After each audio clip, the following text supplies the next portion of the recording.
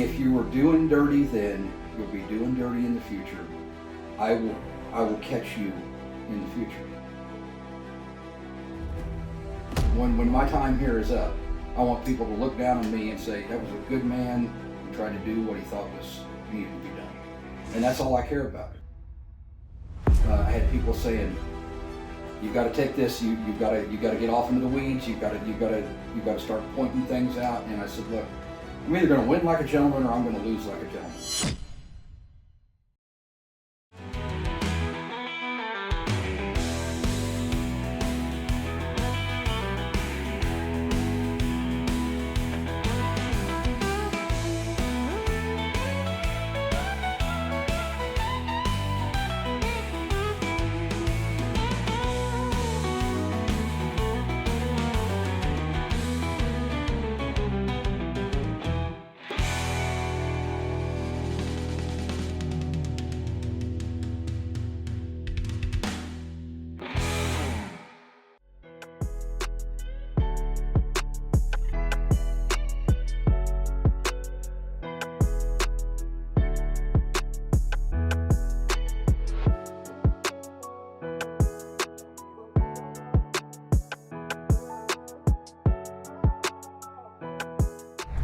Blackwell, Ray County. Welcome to the Sheriff's Talk podcast. Thank you. How are you doing today? I'm firing frog hair split 4 ways. Will, you did say he was gonna start with something funny and say funny things. And you said he had like a way of the all the analogies, all the analogies and everything. And that's a good way to start off, Gary. That's the comfort of it. And if people can't realize that we are in your office here in Ray County, we're comfortable because we want to make this podcast as informal as we can. Obviously, there's still going to be some formal questions that's talked about. But at the end of the day, we're here to highlight sheriffs. We got Will Aiken, Michael Layler, Gary Blackwell, and we're just going to have a good time right now. All right. You ready for that? Yeah. You sure? Maybe I can, some of the viewers, there's books out there called The Book of Quotable Quotes that actually people have written down stuff I've said. So maybe the viewers can have a few of those. So they might go back and check us what you're saying. Yeah. Okay. So let's talk, like, what do you want to talk about today? Hey, do you have a mic? Yeah. Where's it? I'm mic'd up. Oh, there it is. Sometimes, yeah, and we're not going to edit that out. We're going to leave that there. Yeah, see, one word about it, yes. I had it so tucked away he couldn't see it. So on that note, Oh, that's funny. Gary, what do you want to talk about? Anything you all want to talk about? Let's talk about Ray County. Let's say, so this is your first term. This is my first term. Tell us, so the first term meaning we're in March. By the time this airs, it's going to be a few months away. Mm-hmm. 3 months in, how's your life changed from when you were not the sheriff? I actually had to look it up. It's 84 days right now. 84 days. So the first 100 days, I don't know where we got that from, but we'll just say the first 100 days, how's it been for you? I tell people it's like herding cats and stomping out fires at the same time. You're trying to, come here, kitty, kitty, kitty. And you're stomping out a fire, which the cat doesn't want to come to you then because you're stomping on the ground. It's a fly by the seat of your pants, learn as you go endeavor. That's what it is.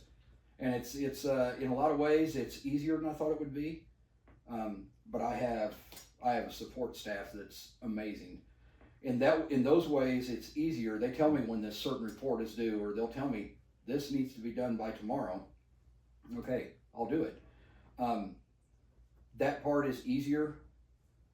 The part that it's handling all the different personalities and things like that, because in any business that you're in, you've got multiple levels of personalities with people, and you try to match, this is going to go well with this, which is going to go well with this, but I've got a good staff here.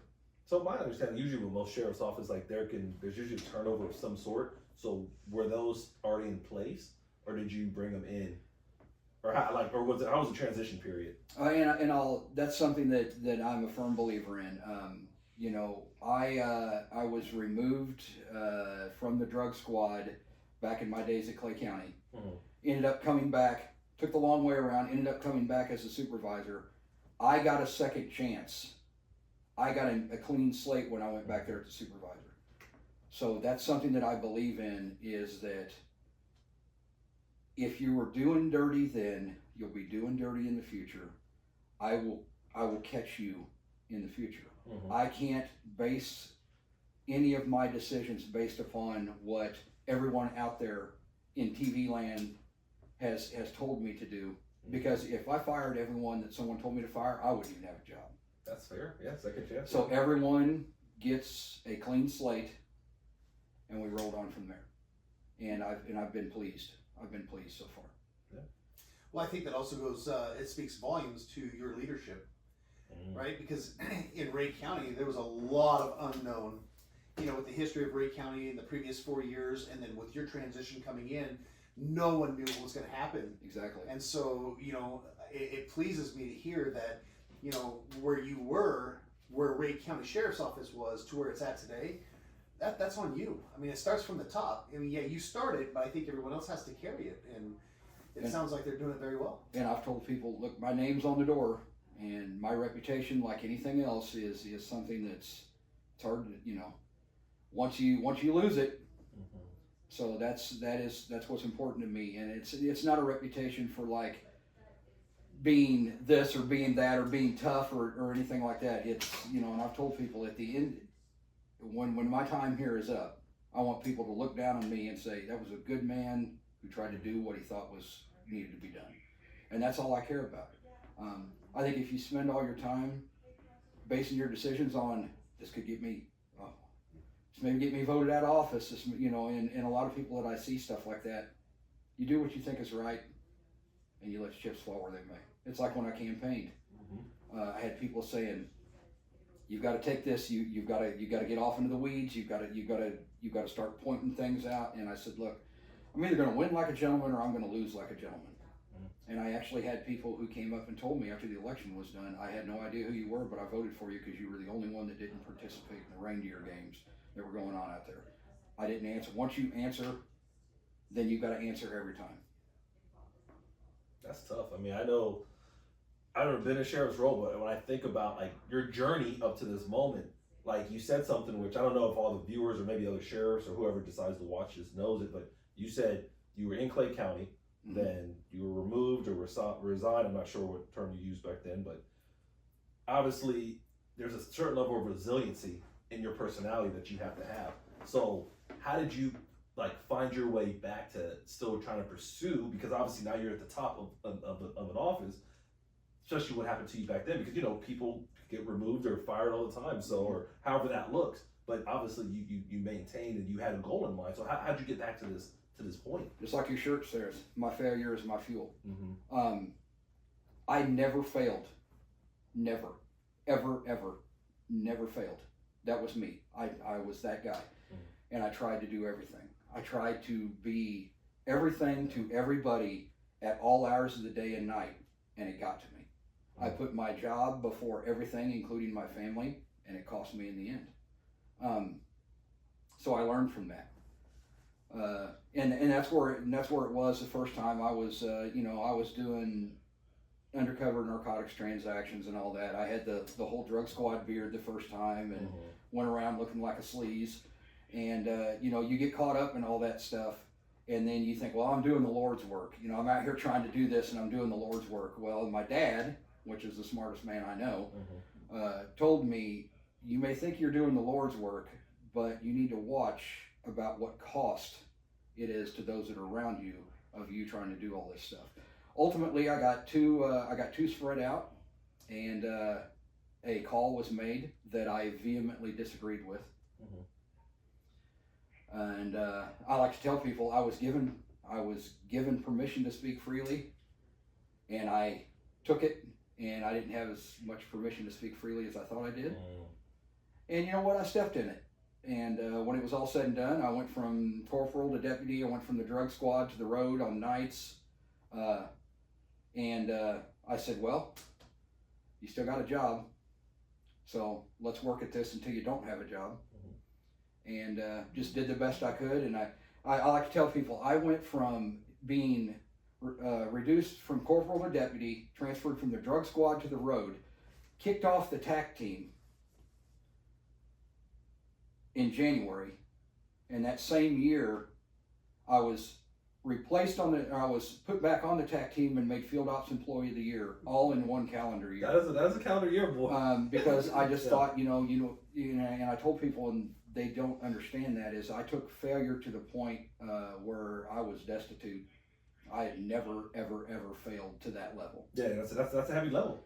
And, to where now I'm not the person that I thought I was. And I got too caught up in the role. I got too caught up in who I was as a law enforcement officer and not who I was as a person. And so I just made up my mind that I would do my best. I'm going to work my way back. And if I serve one day back in the drug squad, it'll be a victory. And I ended up working myself back to the supervisor of the drug squad. And it was a very humbling experience. I lost 5 friends in combat, and there's a lot of people who would think that this is weird to say. Losing 5 friends in combat, you can justify that. It's combat. It's wartime. People are going to die. That's what happens in war, is people die. But the failure on the law enforcement side hit me at a deeper level than losing 5 friends in combat. Not to say that those 5 friends, to this day, I wear a bracelet for one of them. I never take it off. But the magnitude and the place that took me was very deep, and it was very dark. So to come out through something like that, like is this like a family support thing, or like how like obviously I don't think you did it by yourself. Like obviously you probably had to find some kind of tool. I had a lot of support. I had a lot of support within the law enforcement community. I would sit there when I was on FTO on the road, because I knew that I was put on FTO to wash out. I knew it. I knew it in my head. I've been put out here to wash out. As an FTO? As being trained. Oh, being trained. Oh, so they reach. Okay. Because see, I wasn't on the road first. I went from the jail to the courts to undercover narcotics. I never had my tour on the road first. In some aspects, that's a lot better because people haven't seen you out at the driver's door of a car and stuff like that. So then they say, well, we're going to transfer you to road. Okay. I always wanted to go to the road, but I wanted to go at my own request. You wanted to sign up for it when the announcement came out, but you didn't want to just wake up and go there. So I figured, and I was in such a dark place that I figured, okay, well, they're just putting me out here to make it official so they can wash me out of here, so they can put me back into jail. And I would be driving down the road, and my field training officer would be sitting over in the passenger side seat, and he was very good at reading me, and he could say, stop it. That's done. It's in the past. You need to, because he could tell once I would start going into that spot that I was back in the old ways, and there were people there that, like I say, I would have done nothing for outside of, it's like I tell people, if we were in a firefight, I'd die right beside him in a firefight, but I wouldn't walk across the street, give him a drink of water. On the civilian side. It's different, but people have to know that too. When it comes to law enforcement, like, we don't like everybody we work with, but we're going to save everybody we work with. Yeah. And at the end of the day, the only person that was affecting was this guy. And I finally realized that the only one that's mad, Gary, is you. The only one that's all broke up about this is you. So if you really want to do something that's going to get their goat, succeed.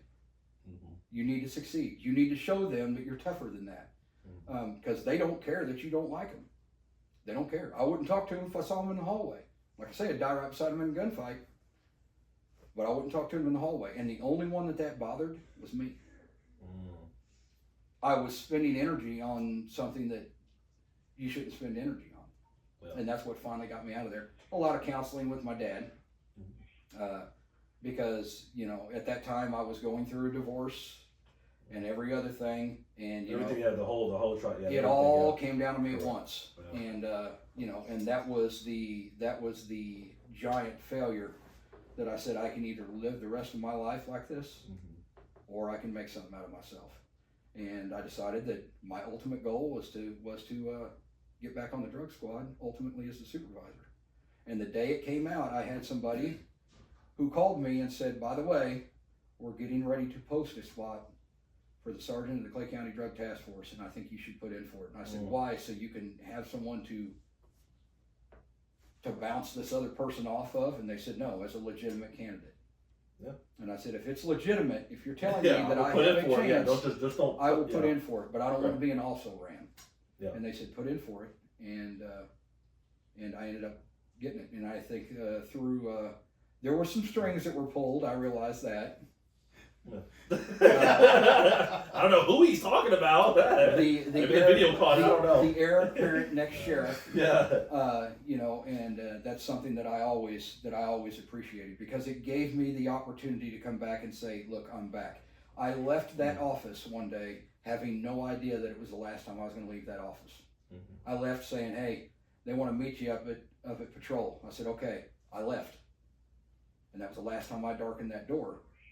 That was in January of 2017, and it was the last time I darkened that door until August of 2020. Never. It's like you walked out on a life. It's like you left your house this morning and you never went back. And that's the way it felt for me. There was no closure. There was none. And the day I got to walk back in there, I said, okay. Yes. And that's when I told everyone there, I got a second shot. Everyone here got a second. You all have a second shot. Everyone here is starting with a clean slate, because I'm obviously starting with a clean slate. They removed me. Y'all are still here, so if you think that I'm going to judge you by anything in the past, no, it's not going to happen, because I have a clean slate. You all have one. I gotta tell you, man, I have a unique privilege of knowing Gary Blackwell for a little over 12 years. I mean, you were there before I got there.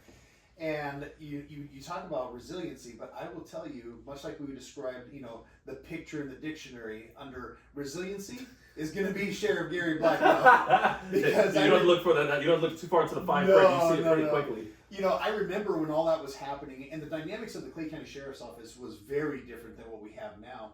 But you know, when we're talking about resiliency, it's like it couldn't have been worse in the office of the Clay County Sheriff's Office, and he was the product of worse, because people were just taking things out on other people.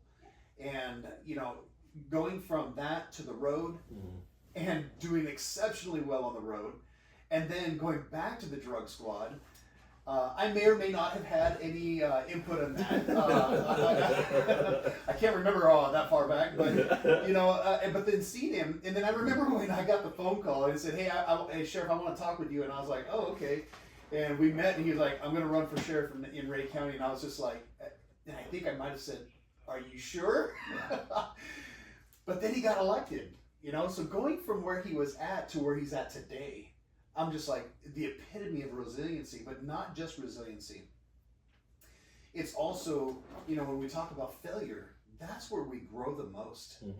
And instead of just kicking your can down the road and keep kicking it down the road, you were just like, you know what? I'm going to pick this can up and I'm going to take it with me to serve as a reminder of what has happened and to grow from that. And now it sounds like, I mean, with your organization, with your sheriff's office, you're taking those lessons and you're applying them here. So that's why I just kind of sat quiet the whole time, and I was just listening to it. We're kind of reminiscing in my own head. I know you're pretty quiet over there. I was like, "We'll just say something to Gary." I mean, I was like, I felt like he's really taking in the story. I said, "Come on, we'll jump in at some point. Just come into the conversation." The day I filed for office, I sent him a text that said, "It's official. I filed for the office of Ray County Sheriff," and his response was, "Let the games begin." And I thought, I had so many people say, "You shouldn't do this. You shouldn't do this. You shouldn't do this." I literally got paid at Clay County to shoot guns. I was a full-time firearms instructor. Oh, okay. Well, that's good. Okay. I literally got paid to shoot guns, and I'm sitting here thinking, why am I giving this up to go take this on? But I found in life so many opportunities that I had and didn't take advantage of, because either A, it took me out of my comfort zone. I was scared that I would fail. It's easy to maintain success when you don't take anything on that you could fail at. And so afraid that I would fail, and I have many more regrets about opportunities that I had and never took than opportunities that I took and maybe didn't succeed as well as I thought I would. So as a first-time sheriff, with that in mind, if someone else, because this podcast is shown to everybody, they ain't just sheriffs, if someone is at that level where they're like, should I take the leap into becoming a sheriff, or should I just stay that firearms, or stay in my comfort zone of where I'm at, like what advice would you probably give someone like that? Like if they're kind of on the fence. Well, the funny part is the advice that I gave the current Harrison County Sheriff, who took over at a dark time in the Harrison County Sheriff's Office. And if you talk to him, then I will let him tell the story on that. But he said, look, they're wanting to appoint me as interim sheriff. He was already the assistant chief at the Bethany Police Department, and I went to the academy with Trevor Place. And there was a man, and I'm not getting too far wrapped around the axle here, and I'll bring it back. I swear. Yeah, go ahead. We got axle time. We're good. Trevor asked me, he goes, "What do you think you ought to do?" And I said, "You absolutely need to do it." And he said, "Why?" I said, "Because you can do this." This was 4 years prior to me running for sheriff. Correct. And I said, "You remember there was a guy we went through the academy with by the name of Greg Diamond. Greg Diamond ended up working for the Clay County Sheriff's Office. Sure did. Greg Diamond was one of the toughest individuals that I've ever met in my life. During what they call Hell Day in the academy, which when I was in was no joke. I got smoked worse there than I ever got smoked in the Army. It was horrible. Yeah. And Greg Diamond went down 4 times during that day and got back up every time. And, I always admired that out of Greg. But Greg Diamond, Trevor sat behind me in class. I was up on the front row with Greg Diamond. Mm-hmm. And Greg turned to me one day and he goes, "That kid back there is going to be sheriff one day." And I told Trevor that. I said, Greg Diamond told me one day that you were going to be sheriff one day. Mm-hmm. And he goes, "No, he didn't." I said, "No, he absolutely did." I said, "Trevor, you have to do this. You have to do it. I'm telling you, you're going to make it. You've got to do it." Mm-hmm. So then, fast forward 4 years, and I'm like, "Man, I don't know about this." And he goes, "Oh, no. Now you're on the fence. Absolutely not." He goes, "Look, you got to do this." And I said, "Why?" And he goes, "Because you told me I had to do it. That's why. Put your money where your mouth is and do it." Okay. So I did it.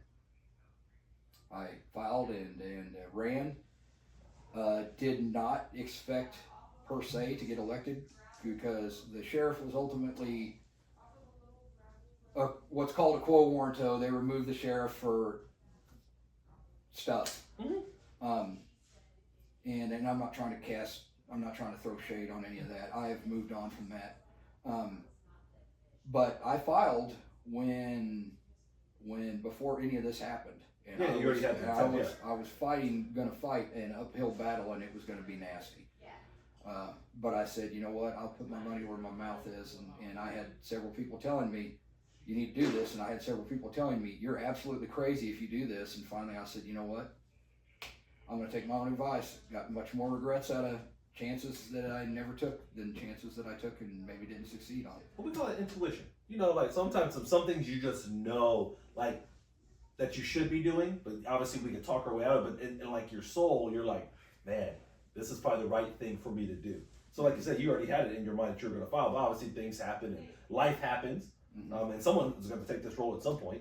I mean, based on this information right here, I didn't know that, but somebody's going to be in it. Why not someone that really wants to do it versus someone that's just going to slide into it like by chance? And no one owns the office. If you ask me, no one owns the office of sheriff. You are allowed to occupy the office of sheriff for a certain time, but the office of sheriff is much bigger than any individual person that fills that office. Yeah, so true. Yeah. For instance, I asked them, or right before I got sworn in, I said, "What number sheriff am I? Am I like the 43rd, 44th? What am I?" And they're like, "I don't know." I'm like, no one here knows how many. History, yeah. I've tried to Google it. How many previous sheriffs were in Ray County? Couldn't find it.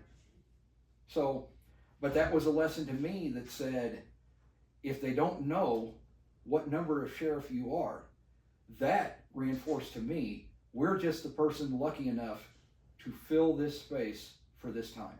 Correct. Yeah, I mean, hopefully it's always at least 4 years, but you just never know. Yeah. Life happens. And you know what? And if in 4 years I'm not the sheriff anymore, no one will ever be able to take from me the few things that no one can ever take from me: veteran, father, and I will have always been a law enforcement officer, and I will have always been a sheriff. Mm-hmm. They can't take those from you. They can't take those titles from you. No one can. Now you can do things that besmirches the title of veteran or father or sheriff. Of course. But if you serve with honor and serve with dignity, they can never take it. And if they vote me out in 4 years, they vote me out in 4 years. But I will have always been a sheriff. Yeah, it's interesting. We talk about community, and I think whenever it comes to the office of the sheriff, community is always a big thing. Like you said, you're here to occupy that position. Not meaning that it's not required for you to be in it, but obviously a group of people said yes, they think you can do it. Mm-hmm. Before we get into that, I do want to touch on the community side because I think it's important, especially for the viewers and future sheriffs or future people looking at it. But before we do it, we're going to take a quick break for our sponsors and vendors, and obviously to acknowledge what MSA has been doing, Missouri Sheriff's Association, with this podcast, and just trying to highlight what everybody's doing in our office. So we'll take a quick break and then we'll just come back. Sounds good. All right.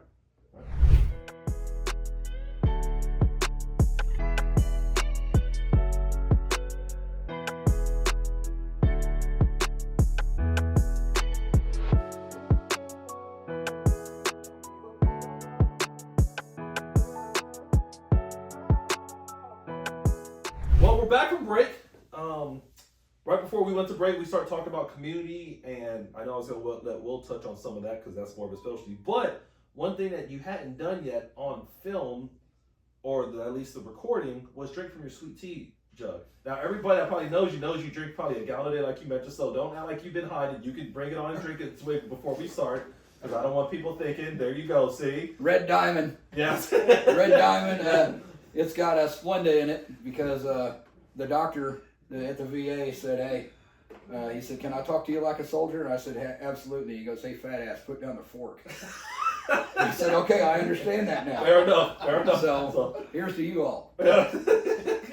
There's just sweet tea in it. There's no whiskey or no whiskey or bourbon. That's after hours. That's the after hours drink. So, but I mean, that's the real side of people. I mean, that's why I was like, we're here in your office. I didn't want you. I saw the jug over here and you hid it away. I was like, no, we're gonna bring up this jug at least once.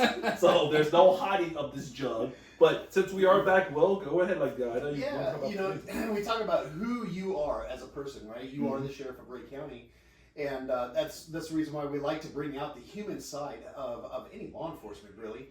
And so you as the sheriff in Ray County, and I know every county is different, especially with the dynamics and the population size. If you could just real quick describe the county of Ray, but then also how do you communicate? How do you interact with the with your community? Because social media can be really difficult, right? There's so many different platforms out there, and you may not always have the best platform to use in all communities. So if you could describe Ray County and how you communicate and interact with your community. I describe Ray County like this: real Americans, hardworking, real Americans. And that's something that my dad taught me from a young age, but especially when I got into law enforcement, he says, look, do not let this job jade you. He said, because 99.9% of people that you're going to encounter are just good, hardworking, everyday people that are just trying to live their life. And so don't let it jade you, which is something that I try not to let it do. But predominantly agriculture, as far as land usage, a lot of workers that go into Clay to work or go into Jackson.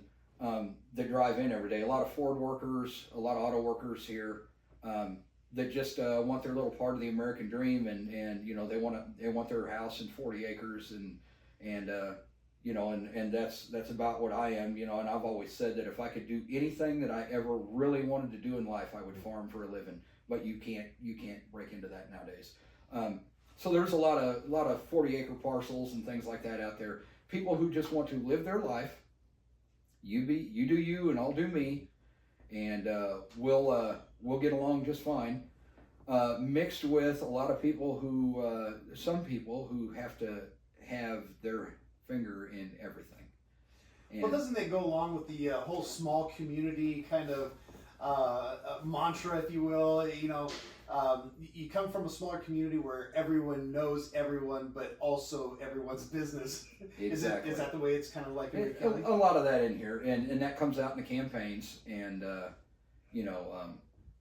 and then there's people who, and I didn't even realize what the decisions that have to be made on a daily basis, and people, you're a week in, and you've done something radical like shut the jail down, and people are wondering why you haven't done this. And the hard part is it's not responding with, because I've got so much other stuff to do. What makes you think I could? To them, that's important. Correct. Yes. That's a very important part of either how they conduct business or the safety of their neighborhoods. That's very important.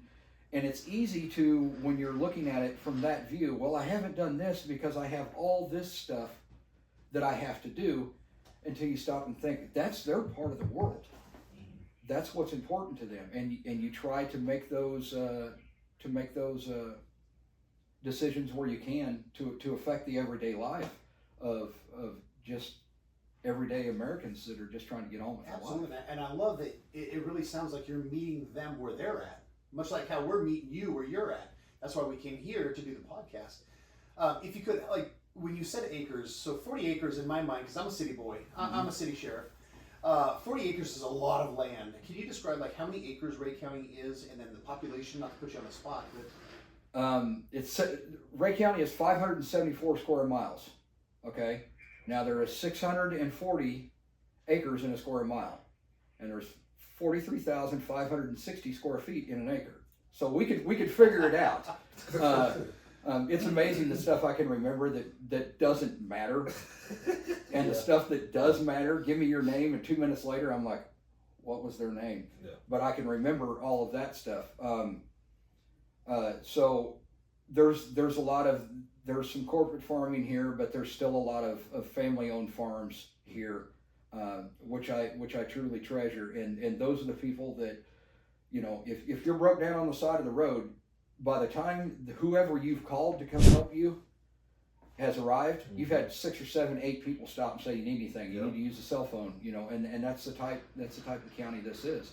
But when you think about that, at any one time, I have 2 deputies on for 574 square miles.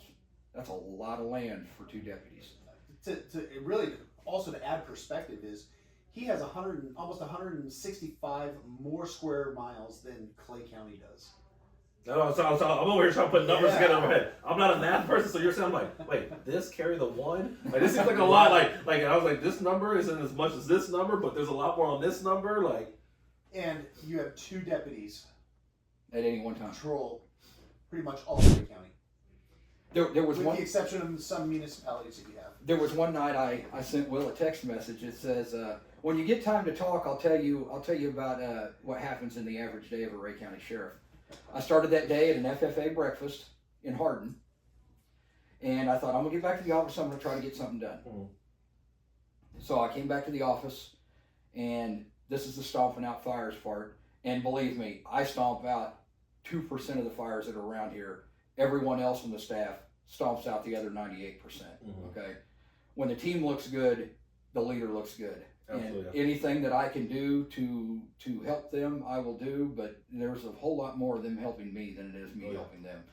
So I leave there, I come here, I try to get something done, sign a few bills, do this, do that. Next thing I know, I've got to go up and talk to second graders about segregation.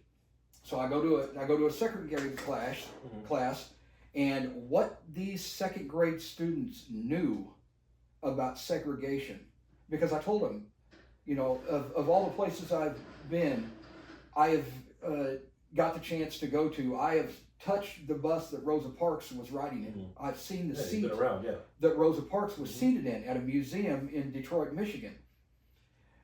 But they were able to take it way beyond that. So, and I'm amazed by how much these second grade kids know. When I brought up Brown versus Board of Education, they knew what that was. Second grade, that's second grade. And I'm like, this is awesome. And I took a female detective with me, Catherine, and she did just a phenomenal job. She stole the show, which is good. So we get done with that. I come back here. I'm going to try to get some stuff done. Stomp out a few more fires. Next thing I know, the sheriff has to be at drug court. I drive up to drug court, and that takes the rest of the day. So I come back here, and I thought, well, I'm going to do some patrol into some rural areas of the county on my way home. So I'm down there. I'm doing patrol in Oric, down in the Oric bottoms, and just driving through there on my way home. Next thing I know, a domestic comes out in Wood Heights. So I run code from Oric to Wood Heights, which is a pretty good run by code. And I finish up, we end up getting that whole thing kind of settled down. And then the lady says, I need to round my goats up. So I finished the evening carrying goats from out in the pasture back to where they'll go and putting them back in their pen in the barn. And you know what? I love it. And there's a life of a Ray County sheriff. Yes. Except that once I got up there, and home is that way, but refuel is that way, and I look at the fuel gauge on my truck, and I'm like, if something happens tonight that's going to take me an extended, I don't have enough fuel, so I have to drive back to where we refuel to turn around. Have to go east by west, kind of the Christopher Columbus route. Yeah, definitely, yeah. And yeah. So then I finally go home and I lay down and I think, this was awesome. This was cool because I got to meet real people and I got to do real things with real people. Yes. And it wasn't just sitting at a desk. Yes, it's never a dull day here. No. Yeah, so just I mean, just given all, like you said, just if you look at the length of the area, like just by itself. Yeah. And it's funny because you say that's the day in the life of the Ray County Sheriff, but that is still just a snapshot of what you actually do, right? So you've been in office now for 84 days, and I'm sure that you had, I can see the changes you've already made from the last time I was here to today, and share with us some of the things that you've been working on for Ray County. Well, day number 1, January 1st at 7 a.m., we started off with 47 inmates in the jail. Okay. And by about 3 p.m. in the afternoon, we had 0. The jail was a mess. The jail suffered from years and years and years of deferred maintenance. I looked at that. By all means, and the way I learned this is I got tasked when I was in the training unit at Clay County that part of my job to teach in the sergeant school was supervisor liability. And I'm like, oh boy, that's a really thrilling subject, let me tell you. Yeah. And I got into it and I thought, and it happens to be at the same time I'm running for sheriff. So Right. it was either planned intervention or divine intervention, one or the other. Yeah. But that taught me the whole time that I'm actually that I'm working on that project, I'm learning about all the liability. And I'm learning about deliberate indifference lawsuits and failure to train lawsuits. And I looked at this. I never took a tour, never walked through the jail until after I had already won election. Because I didn't know, honestly, I didn't want to put anybody in a position who was still working here. And now you have a candidate for sheriff walking in. And I didn't want to cast aspersions on them depending on who won the office, because I've been through those elections and sometimes you got to pick sides, and it can be like that. Fortunately, I never really had to pick sides at Clay, but Dad told me when I got into this, you're in a political animal, and every 4 years you're going to have to choose a side. So anyway, I came in and I toured with the presiding commissioner and 2 commissioners elect, and we could do it at that time because that wasn't a quorum. Because now if 2 commissioners get together, it's a quorum. And you can't have all 3 commissions without posting this meeting and everything. Mm-hmm. So it was just the presiding commissioner down here with 2 commissioners elect. And we walked through there, and their eyes went, along with my eyes, oh man. I was in a jail. I walked through a jail near Baghdad, Iraq, that was in better shape than that jail is over there. And that really when I went in there, I had a flashback to that night that I had hauled that guy in that we caught in placing a bomb into that jail, and the way that place looked in there, and I was boom when I walked in there. So I said, this has got to be done. I told the commissioners, I'm closing the jail when we get there, until it's improved. Mm-hmm. And I don't know if they didn't think I was serious. I don't know if they didn't really put 2 and 2 together, add 12 and carry 5.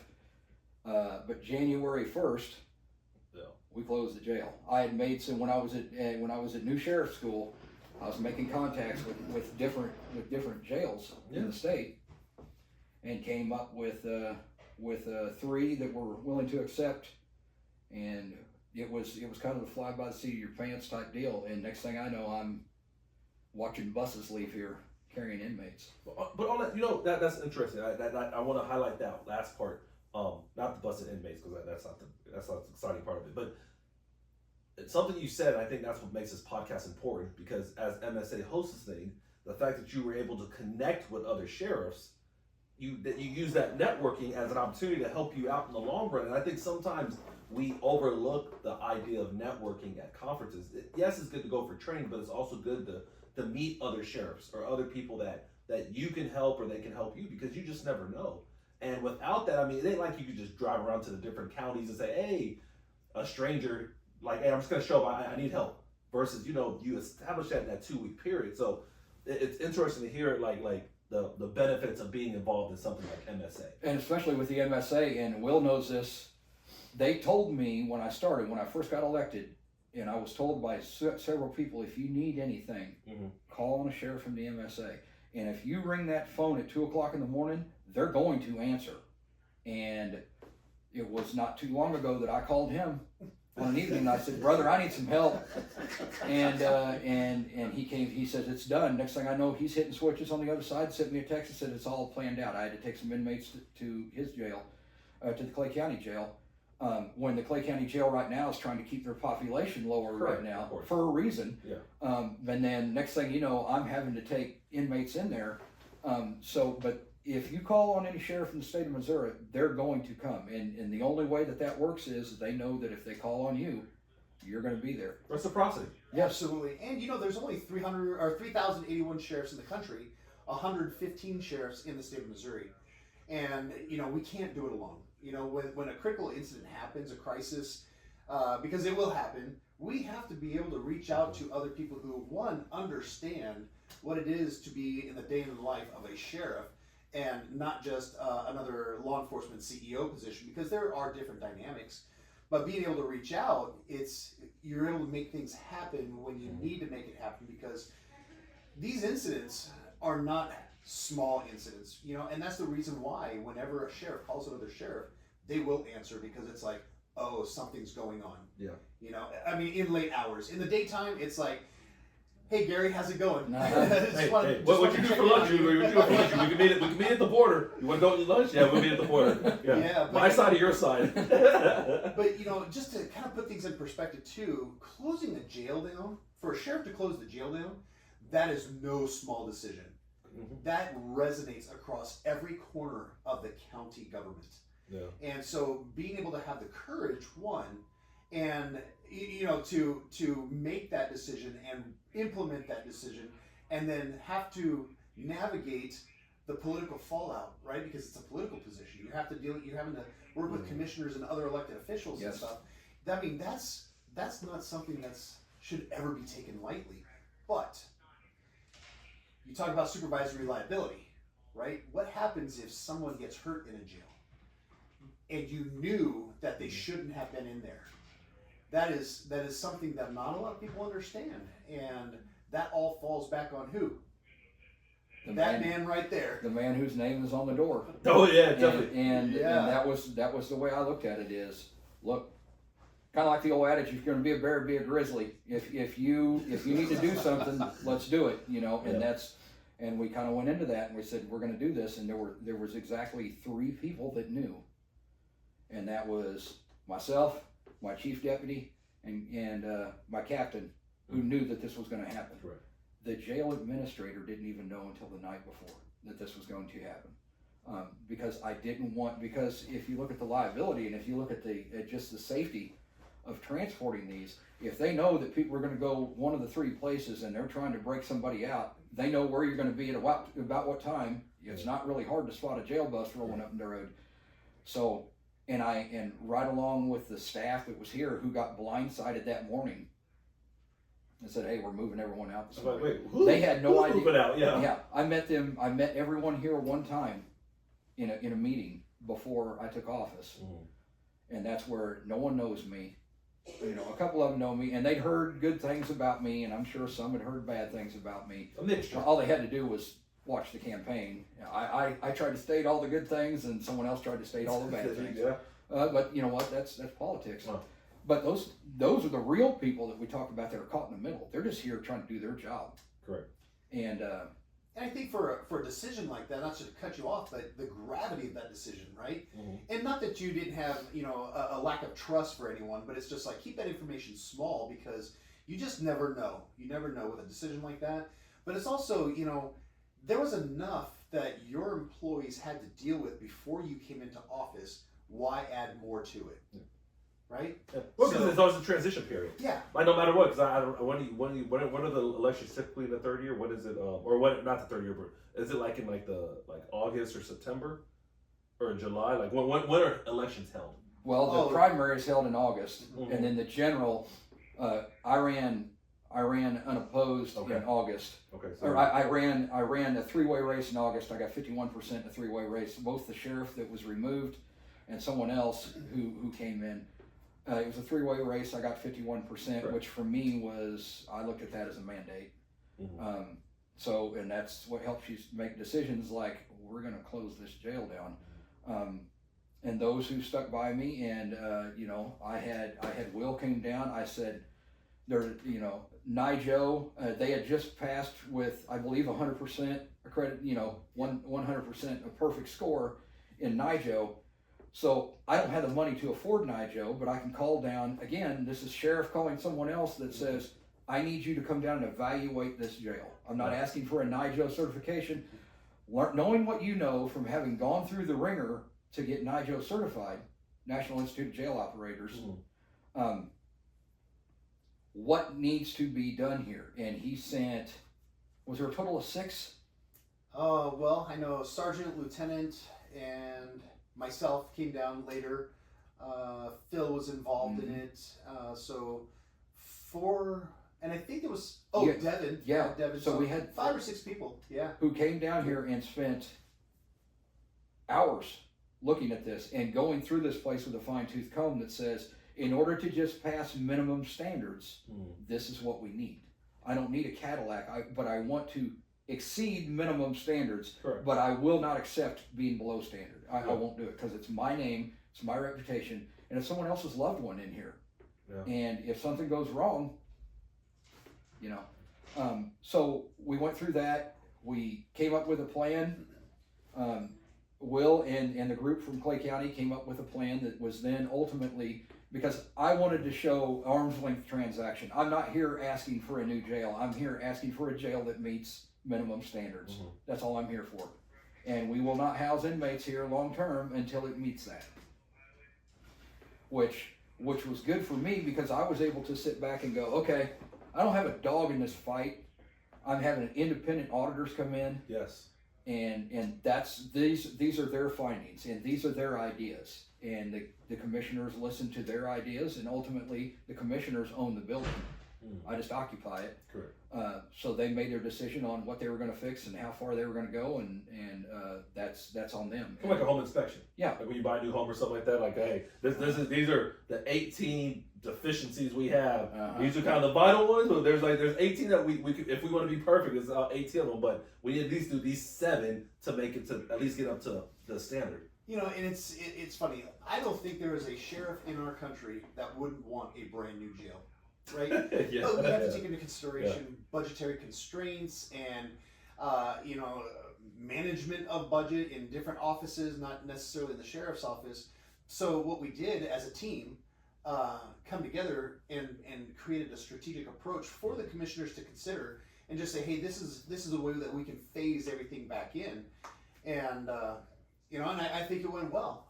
But you know, the challenges are still there, and you know, Sheriff Gary Blackwell still has to deal with it, and correct me if I'm wrong, you still have your inmates housed out, right? Yes, we hold 24-hour holds here. We've got one area that feeds or that fits the minimum standards for like a 24-hour hold. Where someone can come in if they get a warrant arrest out on the road. They've got a place. Yeah, they've got a place to come in and bring the inmate to. And I kept all my staff.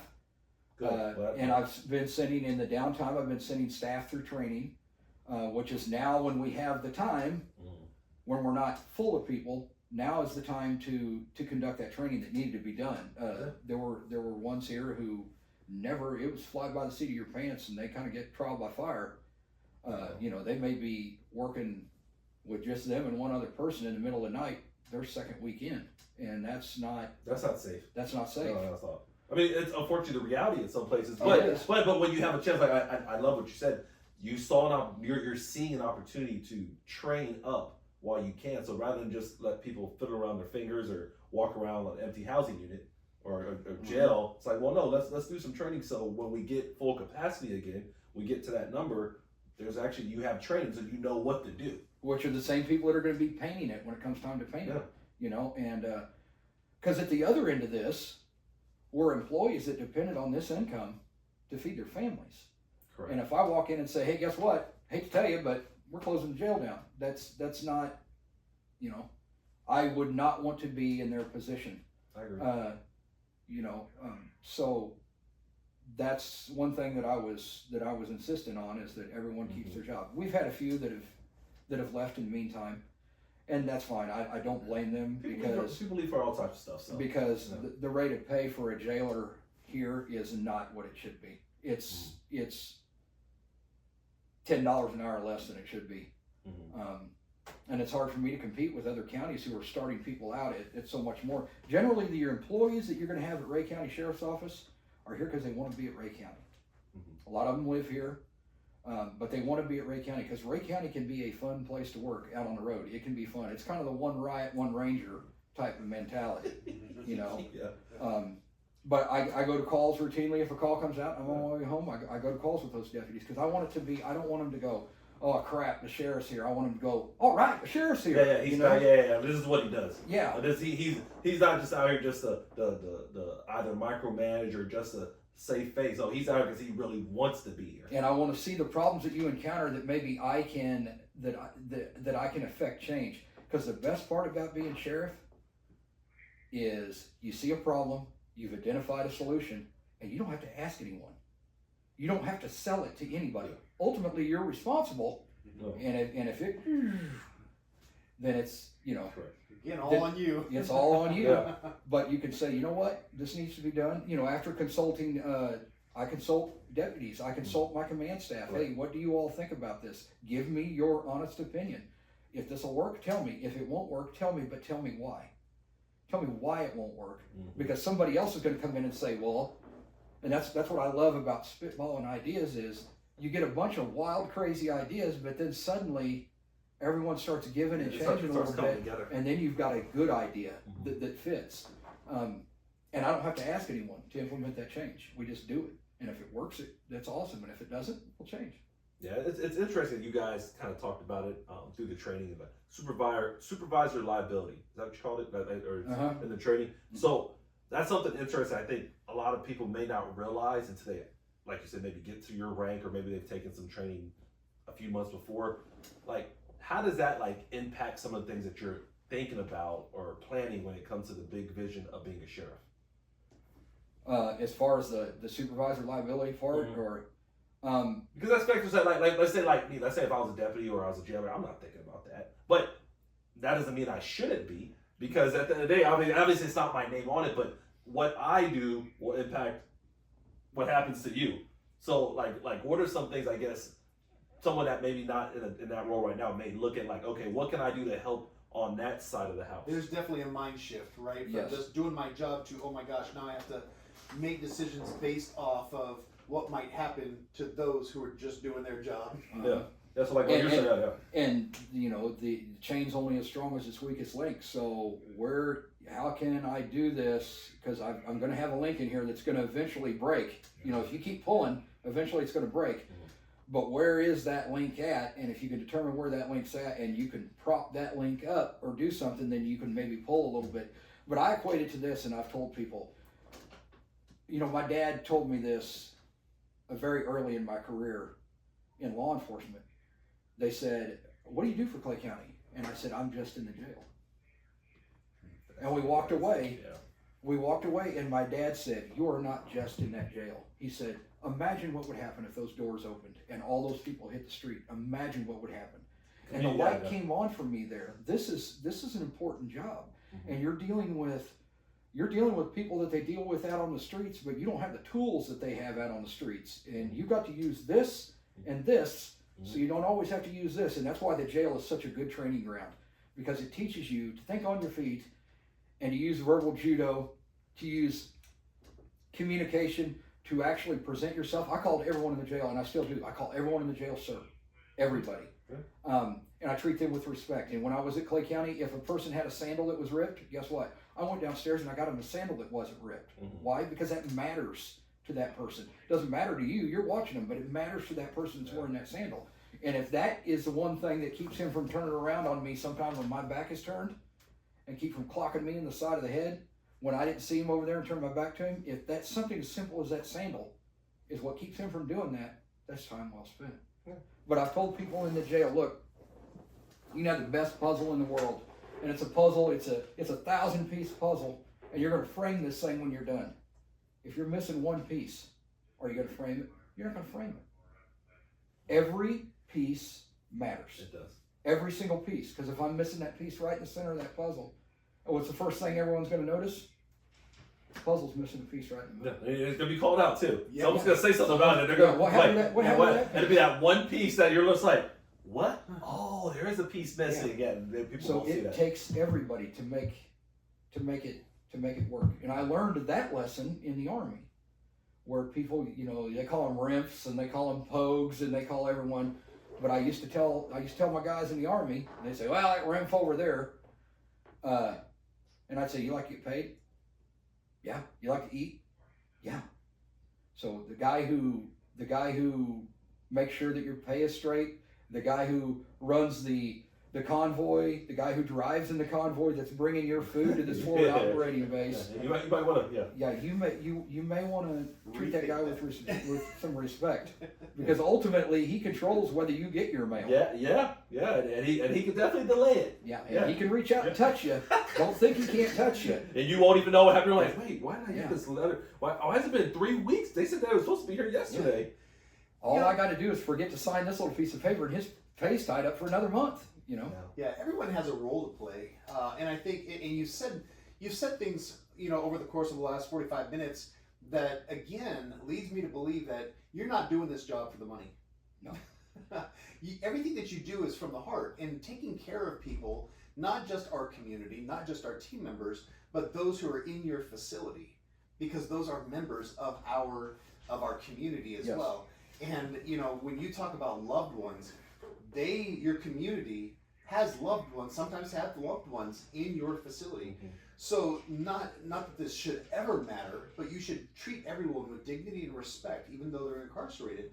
But that will also translate to when that word gets out to the family member, who perhaps maybe even a prominent family member, because I've run into that situation where they were like, thank you so much for treating my son with dignity and respect. And that translates across every aspect of this office. And it's funny you mentioned that, because it just brought something to mind. Exactly yesterday, I heard that a person that I have chased all over hell and half of Texas in Clay County, and this guy, he's a sex offender, and we chased him, and he was an addict, and we chased him for that. And he'd done this and he'd done that, and if there was something that happened in this particular area of Clay County, he was probably involved in it. Mm-hmm. And I heard his name come up yesterday as coming down here to register. I said, really? And she goes, yeah. And Jordan said, and he's doing good. Gary, I'm telling you, he's doing awesome. He's doing everything. He checks in when he should. He's pleasant. He never gives us any static. And I said, and she said, he's going back now because he forgot to bring his address verification letter in. And he's going back now home to get it. And he's coming back down here. And I said, when he comes back down here, let me know. So he came up to the door, and I walked out, and you could tell when he was up there standing at the window and I opened the door and walked out, you could tell everything in him was what he had learned behavior, that every time I see a law enforcement officer walk out of a door and it's just me in a room, he's here to arrest me. And I walked out and I said, I hear you're doing good. He goes, yeah. And I shook his hand. I said, look, anything I can do to help you stay compliant, I will do. If you're living under a bridge, tell me what bridge you live under. My job is to make sure that you're compliant. And from what I hear, you're sober, you're clean, and you're reporting like you should. And I just want to say congratulations, and anything I can do to help you on that, I will do. And he started crying. He said, I have never, ever had anyone come up and talk to me like that. He goes, I'm a sex offender. Wow. And I've never had anyone come up and talk to me like that. I said, brother, the only perfect person in the world we nailed to a cross. Yeah. Everyone has their demons, and I'm not excusing what he did, Yeah. but everybody has that some monkey on their back. Yeah. Everybody does. Mm-hmm. If I'm willing to put you in jail for the rest of your life, I need to be willing to stick my hand out if you're asking for help too. Correct. That's how I score the whole thing in my mind. Yeah, that's good. Yeah, and that's one of those things that, we talk about tactics, we talk about training, we talk about all this super cool high-speed stuff, but what we rarely ever talk about is empathy. Mm-hmm. It's not our job. We know what our job is, but I like the analogy you use. If I'm willing to put you in prison for the rest of your life, I should also be willing to extend my hand when you need help. Because what do we tell our people? Hey, if you need help, come call us. Call 911. Let us know. Mm-hmm. That means everyone, right? And especially if they've already been held accountable and they're doing what they're supposed to be doing. I mean, you don't have to be best friends with them. No. But still having dignity, respect, and that just an ounce of empathy will go a long way. Yeah. So on that, man, you gave us a lot of good information. I'm excited that we came here early, and we came here because I think Ray County, the citizens, the people around, other people watching the podcast are going to learn a lot. If they didn't know already a lot about you, I think this was a good insight of who you are and what you're striving for this county to be. If people are looking to reach out to you, what would be some good ways they can do that? Well, I've got a personal Facebook, and I've got a lot of people who do reach out to me on personal Facebook. It's Gary Blackwell. You'll realize because it's a dude with a white cowboy hat on in the picture. The number of people that when I was campaigning, they're like, "Hey, you're that guy that's running for sheriff, aren't you?" Yes, I am. I'm Gary Blackwell. Stick my hand out, and they're like, "Recognize you by the hat." But I've got that. They're more than welcome to reach out. The department has a Facebook. Okay. They can call here. Just Google Ray County, Missouri Sheriff's Office. They can get a hold of us that way. The thing about a smaller county is I had a meeting right here yesterday with someone sitting on that couch. There's a lot of people that came in and say, I need to talk to the sheriff. I don't have the staff, because you're not gonna just be some Joe Schmo that walks in off the street at a larger office can't do that. Yeah. Because there'd be 1,000 people. There's more things to go, or more levels or layers to go through layers. Yeah. But a number of people come in here and they say, I want an audience with the sheriff, and okay, that's something that I feel like I need to do, because we're a smaller sheriff's office. But with that challenge, sometimes comes that opportunity to make a closer connection with those who really depend on the sheriff's office for help. Okay. So okay, perfect. Yeah. So Facebook and obviously just showing up, coming to Ray County, Googling where you're at or however you want to do it. I mean, they can find you. I mean, they can find you one way or the other. So any final words? I think I have to have an analogy or something in there that you want to throw out there. Oh God, so maybe I shouldn't have said that. All right. I'm apologizing ahead of time. My dad's from Hickory County, Missouri, and my mom's from Fort Smith, Arkansas, and I have a 99-year-old grandmother who is sharp as a tack. She's 99 years old, quick-witted, sharp as a tack, and has had more sayings in life than couldn't find his ass with 2 hands and a flashlight. I mean, just all those sayings that I grew up listening to. Yeah. That now I tell people I'll say something, and they'll drunker than a bicycle, and they're like, "What?" And I'm like, "Look, I can't take credit for that one. That was my granny." And it's always just the book of quotable quotes. But no, I truly appreciate you coming in here, because there are times this affords me an opportunity to honestly tell you where the department is. Right. But to brag on my staff, because I'm telling you, there is no way I could do this without them. I got a call from DDCC the other night. I'm down at spring conference, and Division of Drug and Crime Control, the Highway Patrol, and they're calling me up and they're like, "Hey Sheriff, whatever. It's 2:30 in the morning. I'm waking up. Hey Sheriff, whatever you need, you got it. Just want to let you know we're here. You just name what you need, and we got it." And I said, "Okay." I said, "Now hang on a minute. I met, and this is an actual quote. Hell, I don't even know where I am. Just give me a second." And I say, "Okay, I'm at the sheriff's conference. What has happened?" Yeah. He said, "You had a homicide in your county." I said, okay. I said, let me get a hold of the chief deputy. I'll call you back and see what he says, and I'll call you back with any needs.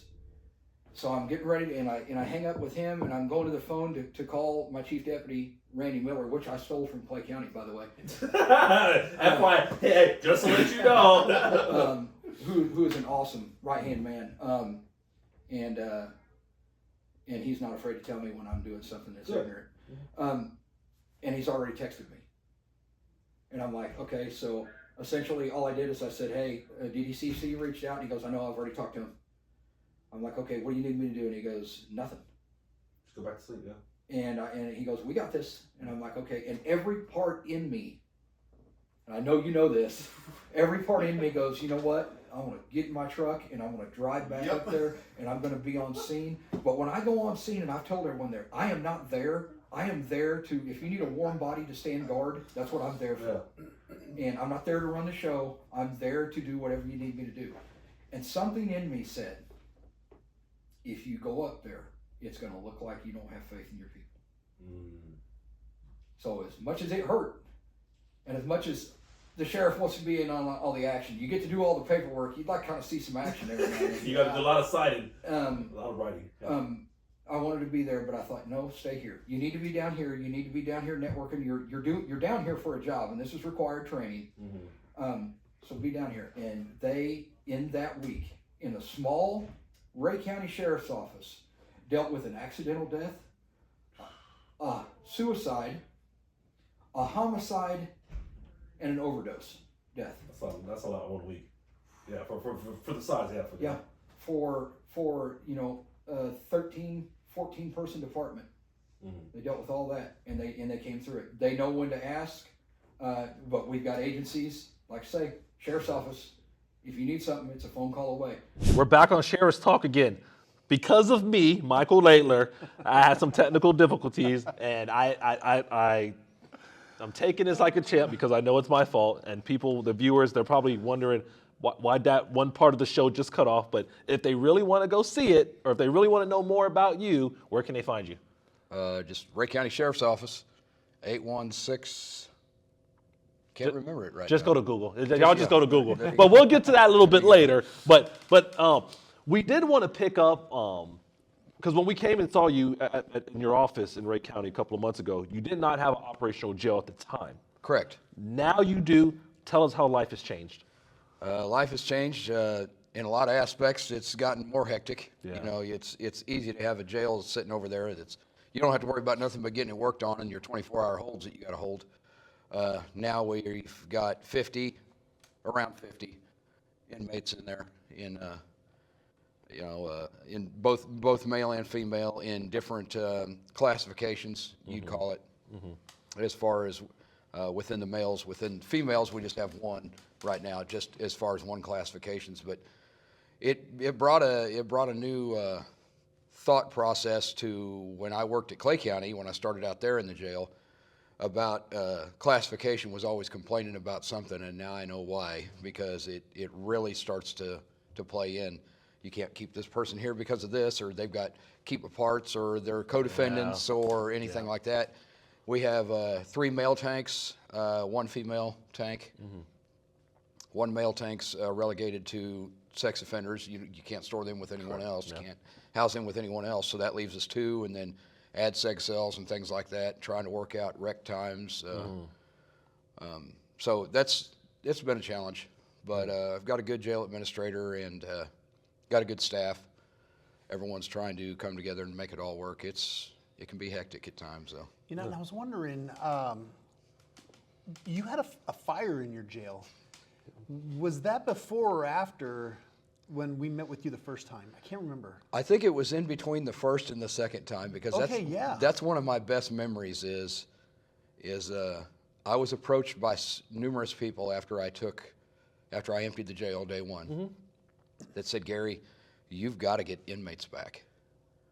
And I said, I will when the jail's done. And they said, you absolutely have to bring the inmates back. And I got to the point, I've been known to be fairly blunt at times. And I said, I will resign the office of sheriff before I bring the inmates back before it's remodeled. And I'm not going to resign the office of sheriff. About 2 days after I said that is when the jail caught on fire, and I was able to call that specific person and say, hey, the jail's on fire, I'm responding. I'm not responding. They said, are you responding code? I said, I'm not responding code, I can't do anything. I'll know more when I'll know more when I get there. And they said, okay, keep me informed. And I said, hey, one more thing. And he says, what? And I said, probably a pretty good thing we don't have inmates in there right now, isn't it? Yeah, and I I think that was God's way of giving me that little punch back that I could give somebody. But I mean, that was just like I think you had 2 people in there because they were just delivered. So when the smoke started bellowing through the hallways and stuff, you were able to get them out very quickly. So I mean, even if you don't have anyone in the jail, I mean, that's still a fire in your facility. Exactly. If you start thinking about the fire, I think it was 1978 in Tennessee, where 28 inmates lost their lives because of smoke, not necessarily the fire itself. You know, I remember it had to have been maybe a couple of hours after all that happened. I get a call from Gary, and he goes, hey, man, just want to let you know my jail's on fire, and I may need to send somebody to your jail. And I went, excuse me? Because working with Gary and doing an assessment on his jail, because we just went through an accreditation process, so we were really up to speed on standards. And I just remember looking at different areas and just going, oh, man, this needs to be fixed. But we went up in the attic, and I saw the electrical boxes, and I saw the heating solution for the water pipes. And we won't go into all the details, but I'll just say that I had the opportunity to present to Gary's commissioners, and I said, and the electrical needs to be addressed, you know, because there were wires that were coming out from like previous administration and things that were just happening and stuff. And sure enough, it was around an electrical box that started the fire. Yes. And thankfully nobody was in there, but Correct. Now look at from where you were at to where you're at today. And I will tell you, I don't know how things are going, but when I presented to your commissioners, it was well received. You know, they knew that the problems had to be fixed and stuff like that. But regardless of what happened in between, now you have an operational jail. So Correct. I'm super happy for you. And that was phase 1. We still have phase 2 coming up. In fact, they felt good enough about it after phase 1 was complete. They're like, okay, let's go ahead and get phase 2 presented. We'll figure out a way to get it funded, and we'll run on from there. Because there's been a couple times, even here lately, I have not been able to house 24-hour holds for a county or for a municipality that was within Ray County, because I had every single seg, cell filled. I had everything filled, and I couldn't bring in someone who was a keep apart from somebody else. So that started to rear its ugly head. But And that's always a challenge. Yes. I think The municipalities don't realize that we can't mix I didn't know when I was a police municipal officer. holds with state inmates. I never knew I mean, that. that's something you cannot do because, anyway, it becomes a challenge. And then the police departments are like, hey, how come you're not taking our people? And it's just like, well, we can't. There's other rules. There's internal things that we Yeah. have to follow, because then if we do, let's just say, if something happens between a municipal hold and a state hold, that's a whole other story. And the municipality won't know anything about this. They're just going to know that the sheriff should have known better. The jail administrator, it's a lot of things that come to question just because you didn't have that space. You're like, let's just see what happens. I tell you, and I think Gary feels the same way now that he's been in it for a few days. I thought I had a good grasp on operations, but when I became sheriff, I realized I knew nothing about jail operations. Yeah.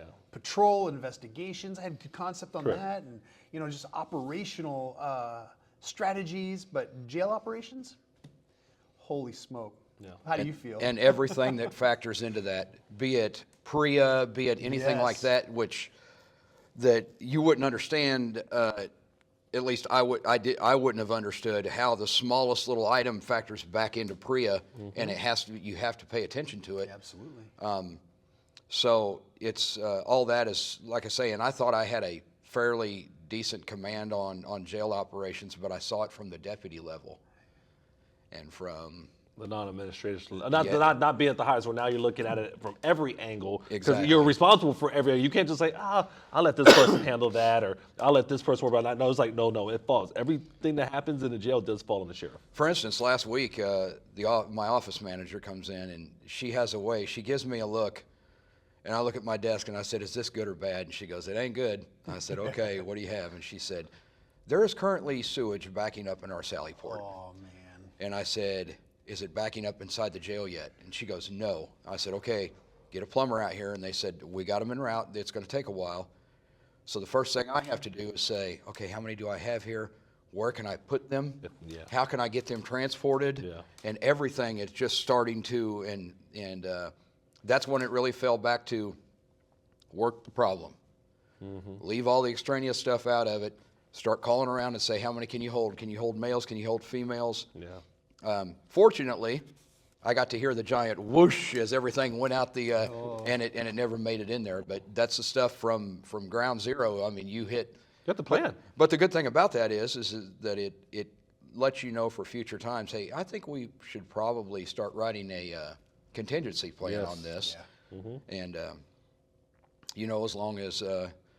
as long as we have it and we have it fresh in our mind, then let's start remembering some of the problems that we were having then. So every crisis you can hopefully learn something from. Oh no, you're gonna learn something. Now, if you turn it to wisdom for future opportunity, that's another story. You're gonna learn something. Now, I've learned that with every crisis, every emergency, everything that happens, you always learn something. Yes. Now, what you do with this newfound information is a whole other story. That's right. So like I said, I just wanted to recap. I wanted to hear about the jail operations. We touched on it a little bit before, but when we did touch on it, there was nobody there. And I know we were kind of waiting to see how this was going to progress, but it's good that you said stage one or phase one. Phase one. Phase one is done. Now, obviously, phase two is coming up, so maybe in another year or so, we bring them back on and we can say, well, what's going on with phase 3, 4, and 5? Yeah. Well, just kind of give a foreshadowing of what we're going to be doing in the coming year for the podcast is we're going to have an episode where we have sheriffs who've built new jails as well as architects, and we're going to have a conversation about what it takes to even start the thinking process all the way to completion of a jail being built. So that way sheriffs like you and I who need new jails, we can start down that path and have a game plan, for the next 7 to 10 years out. And it seems to be that the new regional jail concept is starting to gain traction. That way you have one roof, one parking lot, one everything, and then, a board would run that, which I don't think I know of a sheriff that if they had a chance to get rid of the jail, if they had a chance to say, hey, you know what, I'm not going to be in charge of a jail anymore. I can't think of a single sheriff that I know of that would say, no, I want to, I think they'd all say, yeah, you go ahead. Yeah. That is where your liability comes from. That's where the vast majority of your worry comes from. I worked in a prison, so I know exactly. You're right. All the liabilities you could think of can and will happen in an incarceration environment. Yeah. So if people are looking to find you, where can they find you at? Ray County Sheriff's Office, we have a Facebook page. I have a Facebook page, just Gary Blackwell. They can find me there. I'm not a big Facebooker. Hey, you were doing pretty good there for a while. I was doing pretty good for a while. Don't tell me you're busy as sheriff now. I had I thought it was all about just throw your cowboy hat on, throw some boots on, and walk around with a 1911. No, it has been, it's been quite a ride. There are some days that you think, man, I would absolutely do this job for free. And then there's some days when I tell myself, I was a full-time firearms instructor at Clay County before I came here. And there are times I tell myself, I literally got paid to shoot guns. Yeah. I literally got paid to shoot guns, But I wouldn't trade it for the world. It's, like I say, I'm at a time in my life when it's all about legacy with me and what you can do to make your community a better place. And that's what it's about for me now. Yeah. It's a good thing it's not about the money because you'll never make that in law enforcement. So you're 100% right about that. And most people in law enforcement, they know this. Maybe community members or somebody else that they may not like. Nah, what's he talking about? No, it's a lot of passion. It's a lot of heart. You got to believe in the cause. You have to have that calling that we all heard when we first came in. Yep. And when we first was like, we're all rookies. We're like, and as we progressed years and decades, you're like, no, this is definitely a calling because there's not the money side that comes with it. There's not the money side, and how many times have we seen people think they want to be cops until they had to be a cop, and then they were gone. They were like, nope, this isn't for me. Yeah, this is not my time. They weren't called. I think they were trying to push the envelope on their own, and they were like, oh no, this isn't right. And even with nowadays where I am in my career now, is there are times when I'm tempted to go out to the truck, get the portable, set it on the table, turn it on. What's going on in the county tonight? But I know that if I do that, because it's happened more than once, I'll hear something and I feel like I should be there. Yeah. I should get up. I should go. 900 put me en route, put me 1041 en route, and then but then what happens the next day when you're up all night, and then you don't want your deputies and sergeants to think the sheriff thought we couldn't handle this. Yeah, why are you always out here? Yeah. Like, we've got this. We got So, this, boss. I always have this thing, unless I'm called out, if I just happen to come out or I hear the call and I go ahead and go to it, I'll say, I'm here to help. What do you want me to do? I'm not here to run it. I'm not here to, you've got this. I'm just here to help. You want me to go stand over there and guard? That's right up my alley right now. So, Anything firearms related is definitely up your alley. Yeah. So, all right. Well, yeah. So, any final words? And I know we talked about it earlier, and we weren't too sure where we're going to go with this. So, well, it's just I'm honored. I'm honored when you look at the historical aspect of the sheriff, and the difference between a sheriff and say a police chief or even the colonel of the highway patrol is, you are one mad meeting away from being out of a job. Especially on a police chief type deal, you're one mad city council meeting away from being out of a job. True. And barring legal action, they've got me for 3 years and 4 months, at least. From this point on, they got me for 3 years and 4 months left, and but you try to do your best. But the honor with me is being elected, being the chief law enforcement officer of the county, and being elected by the people to do that. And I have a lot of people come up, and it's amazing how I'm just a guy. That's what I've always have been. Yeah. But you try to go shopping at Walmart, and sometimes they're like, "Hey, Sheriff, how you doing? How you doing? Hey, can I ask you a question?" Yep. But is it about the strawberries I'm looking at right now? It's not about this fruit that I'm looking at. I don't know. But all things considered, I love that aspect of it, and I love to just be able to talk to people, and I feel truly privileged to hold this office. The office belongs to the people. It doesn't belong to a single person, and I'm just the one that's lucky enough to occupy it at this time. Yeah. There are days, you might say, "Am I lucky or am I cursed?" One or the other. But I'm glad to be. I'm glad to be there. Yeah. Any final words? Yeah, I just want to say, Gary and I, we've known each other for almost 13 years. Yeah. And during that time frame, the one thing that I can say about you is you have never changed from the person you were to the person you are today. Much wiser, I will say, but you've never changed. You are passionate about this job. You're passionate about helping others. And I see from the outside looking in, you are doing a great job in Ray County. And even though that's not my county, our political circles, they intertwine in the counties around each other. And I hear nothing but great things. Now, there are little squabbles, here and there. I mean, I think everyone has them. But I think, by and large, you're doing a great job, and people are probably super thankful that you're there doing what you're doing. I so appreciate thank you. I appreciate that because, and this, you don't hear a lot of times when things go good. And that's why I like to, if I see something that somebody did, never overlook that opportunity to go up and say, "Hey, I just saw that. Good job," because all you hear about it's when it's bad. Correct. And when it's bad, you hear about it a lot. Yeah. But very seldom does someone call you up on the phone in the middle of the day and say, "Hey, just want to tell you you're doing an awesome job. Appreciate it." Click. They never do that. Yeah, that's not a common occurrence. Yeah. It's your job. Yeah. I don't have to pick up the phone and call you to tell you that. That's expected. No. Yeah. You pick up the phone and they say, "Hi, this is such and such. By the way, I voted for you." And you're like, "Okay, where is this going?" This is probably not gonna go uphill, but we appreciate you coming back on. Obviously, being very good about letting us make up this ground that we missed.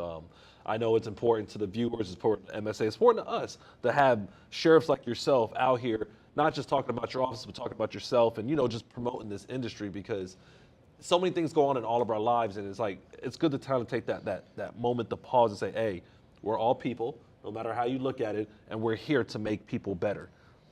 And I appreciate the podcast and I'll tell you something. This probably sounds a little dorky, but I've listened to the vast majority of the podcasts on the MSA site or through YouTube on the MSA page. I like to listen to them while I'm mowing. Yeah. Because it just gives me something to do, and I never know what I'm going to learn. Someone else's struggle or someone else, how they solve this problem, or just being able to say, "I know exactly what he means," and I like to listen to him while I'm mowing. So Heard Trevor's the other day, so that was good. Yeah, so yeah, he It definitely was had. fun. Yeah, they had Trevor Place, from Harrison County, Mister. I didn't have nothing to say. He had a lot to say, apparently. Yeah. Once we Yeah. started going, I was like, dude, you had a lot to say. Yeah, you're right. I did. I asked him if he's listened to it yet, and he goes, No, "No." he keeps saying, he keeps saying, no. Every time I ask him, his face turns red. He's like, no. I'm like, he's like, it's not hard. I said, dude, you're a sheriff. You'll figure it out. You'll listen to it at some point. Go cut some grass or something like yeah, that. that's what I'll tell him. Just climb on the mower and listen to it. Go for that. It'll work good. Yeah, I appreciate you. Obviously, we'll probably have some vendors at the end, like a sponsorship. Okay. To make sure for anybody watching, they can keep on watching for that. But if not, we're good. I'm good. You guys good? I just want to say one thing. If you want to call Gary Blackwell at the Ray County Sheriff's Office, Google it. I don't even know my phone number, so just Google.